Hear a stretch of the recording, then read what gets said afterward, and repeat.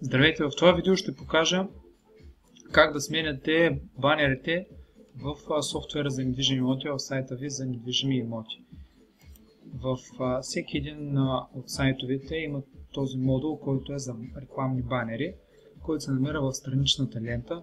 Независимо с лентата дали е в ляво или в дясно, софтуер дава възможност да си местим лентата от ляво или от дясно, но в зависимост от това от коя страна е, там се намират и самите банери. В настройки на сайта рекламни банери виждаме качени два банера. Можем да спрем един от тях, ето по този начин, да го деактивираме, а на редакция да сменим самата снимка на този банер. Когато изберем банера, който сме се подготвили предварително, имаме възможност да сложим текст. Ако самия банер в самата снимка съдържа текст, този текст тук е излишен, защото ще се получи натрупване на текста върху текста, който е в самата снимка, и тази снимка се получава като фоново изображение на този текст. Така че, ако сме сложили вече текст в самата снимка, този текст трябва да го няма. Същото важи и за другите езици. Имаме възможността да сложим линк.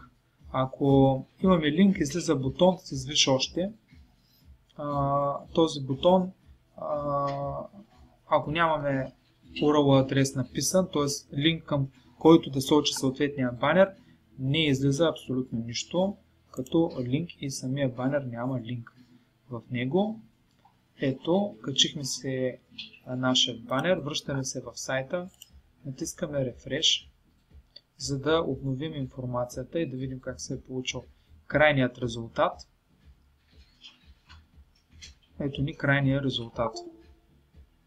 Качен банера без текст, като рекламно съобщение, което рекламира определени послания можем да даваме на клиентите през тези банери.